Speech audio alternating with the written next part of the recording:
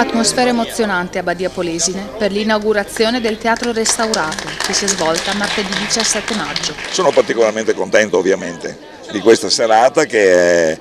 sto raccogliendo il frutto del lavoro di tanti,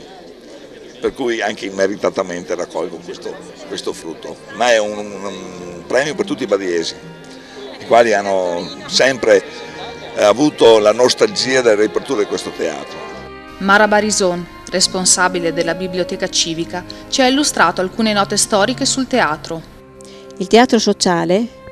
nasce nel 1812 grazie all'impegno finanziario e economico della famiglia Bartolomeo Dente. Qualche anno dopo, nel 1836, passa in proprietà di una società di palchisti che nel 1855 provvede a chiamare gli artisti Abriani e Voltolini di Lendinara per provvedere alle decorazioni, agli stucchi dorati e a portare la sala allo splendore che oggi noi vediamo. Il teatro funziona fino al 1905, da allora più nulla. Il teatro viene lasciato in abbandono, rischia di essere trasformato in cinema, di essere distrutto, demolito, finché sopravvive alle due guerre, prima e seconda guerra mondiale, e arriviamo in epoca più recente, quando il comune ne diventa unico proprietario per diritto di uso capione. Il teatro sociale, restaurato a partire dal 2007 grazie al contributo della Regione del Veneto, del Comune di Badia Polesine, della Fondazione Cassa di Risparmio di Padova e Rovigo e della ditta badiese RPM del Gruppo Riello, per un impegno complessivo pari a circa 2,7 milioni di euro, è stato intitolato all'illustre badiese Eugenio Balzan, giornalista e direttore amministrativo del Corriere della Sera. All'inaugurazione era presente Achille Casanova per la Fondazione Balzan, che premia ogni anno professionisti che si distinguono in varie discipline scientifiche ed artistiche. Penso che Badia Polesine possa essere fiera di avere avuto una personalità come Eugenio Balzan. Come noi della Fondazione Internazionale Balzan siamo fieri che Eugenio Balzan abbia dato il suo patrimonio per questa fondazione, e io come presidente della fondazione Fondo, quella che gestisce dalla Svizzera il patrimonio, è la prima volta che vengo a Badia Polesine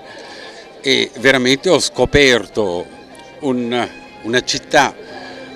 di particolare valore, di particolare calore grazie alle sue persone, e stasera un teatro veramente magnifico. L'impegno per la valorizzazione e la promozione delle attività che si svolgeranno in teatro ci sono state spiegate da Gabriele Cappato e dall'assessore provinciale Laura Negri.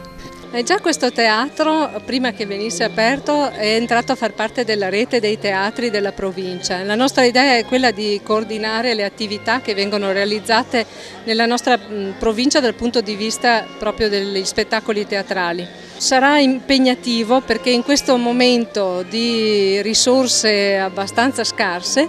bisognerà affinare l'inventiva e fare in modo che questo spazio viva non solo per Badia ma viva per tutto il Polesine. L'amministrazione comunale mi ha incaricato di gestire l'avvio della programmazione di questo teatro e io spero che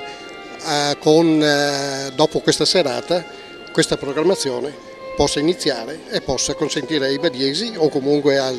tutti gli amanti del teatro di poter usufruire di questo splendido tempio molto bello. Per festeggiare la riapertura del teatro dopo 100 anni di silenzio, il Comune di Badia Polesine, in collaborazione con la Fondazione Cassa di Risparmio di Padova e Rovigo, ha organizzato un'intera giornata dedicata alla musica, intitolata Maratona di Note e pensata per il pubblico di ogni età. Dal concerto dedicato agli studenti, con i fiati dell'Orchestra di Padova e del Veneto e con Matteo Scarpis, alle prove pomeridiane in cui il direttore e violoncellista trevigiano Mario Brunello ha raccontato al pubblico come si prepara un brano musicale prima dell'esecuzione, suggerendo al pubblico idee e fantasia, accompagnato dall'Orchestra d'Archi Italiana, che si è poi esibita alla sera, dopo il taglio del nastro, proponendo musiche di Scarlatti e Sollima.